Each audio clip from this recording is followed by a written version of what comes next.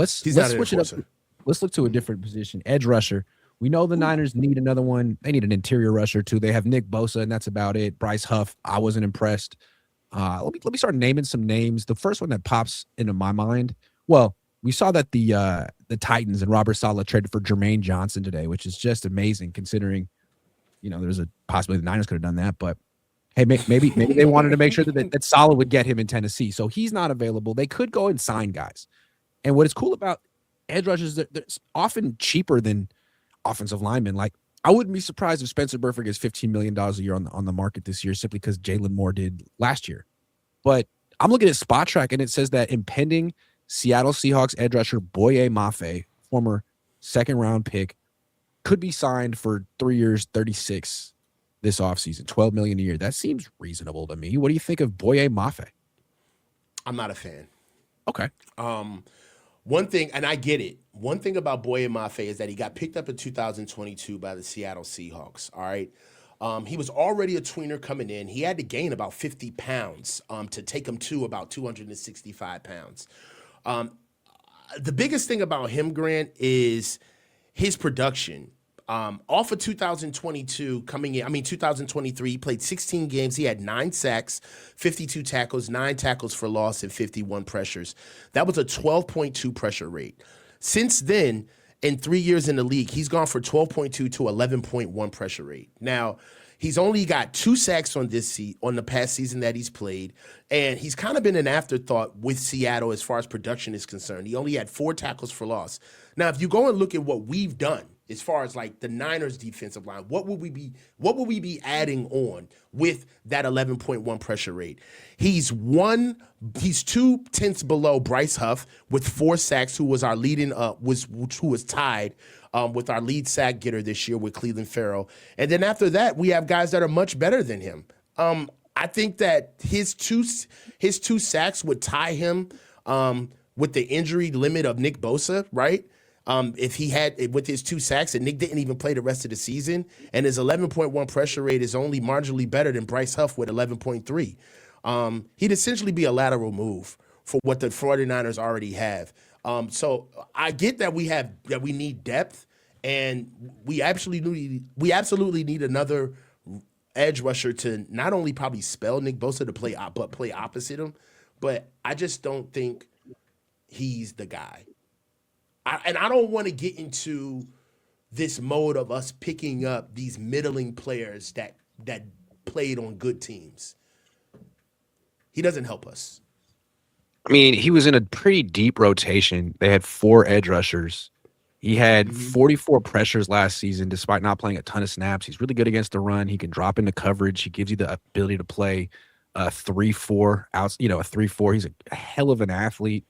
I like him a lot. I think he's a really well-rounded player. I think he weakens your rival. I mean, I just like $12 million a year is nothing. It's nothing. You know who I like? Who? Odafe Owe. I love Odafe. He might be a little bit more expensive, but he's very good too. They could have traded for him at the deadline. He'd be worth it though. Yeah, okay. Yeah, I think that Odafe Owe would be actually worth it. He would come in and he could start for us immediately. Also, he fits into that 3-4, that 34 package stuff that we may start doing this year. I think John actually mentioned that with the addition of Raheem Morris, that they absolutely are going to start looking in free agency and in the draft for some curated guys that actually fit the 34. So I believe that Odafe is somebody who could really help us, especially over your boy, Boye Mafe. I just think that. I don't know if he's your boy. With Boye Mafe, like I'm looking at his numbers. In 2023, as a second-year player, he had 9 sacks and 54 pressures. In 2024, he had 6 sacks and 49 pressures. That's still really good, especially with the pressures. And then last year, 2 sacks, 36 pressures, but he only started 4 games. I feel like a lot of his dip in production has been role-related. He's not starting anymore, and he's splitting time with DeMarcus Lawrence and Uchenna Nwosu and another guy. So, I don't know. I mean, on this team, it'd be him and Bosa. Maybe a little Bryce Huff. He'd play more. I think he'd be worth the $12 million. But if they want to splurge and get a better player, by all means. Yeah. Listen, I just think that we get another Bryce Huff, and Bryce Huff isn't bad. No, he's better than Bryce Huff in the sense that Bryce Huff's he's better than Bryce Huff. Yeah, because Bryce Huff is just a pass rusher, and he's not even that good one. Like this guy can defend the run. I don't think he's that good at stopping the run. All right, I'm not. He's better than Bryce Huff. Okay, all right. Yeah, but you're right. You're right. He didn't start for a reason, and he fell out of favor for a reason. If they liked him that much, they wouldn't have went out and signed DeMarcus Lawrence. Yeah, and they're not making an effort to bring him back. Listen, they're letting him walk. They're letting him walk. I don't know. But you can't look to get force in the mouth. Who are we? We need depth. Yeah, I know, right? Because what I want to say is, like, for the Niners, I'm not really into them drafting defensive linemen. Like, you guys suck at it. You're not good at it.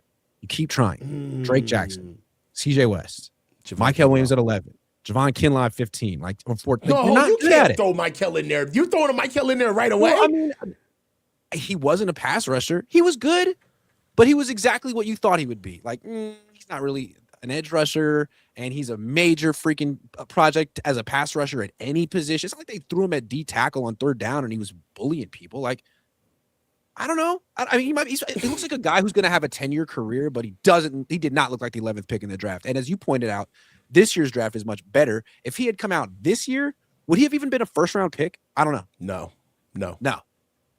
That's all I'm saying. Good player. Yeah.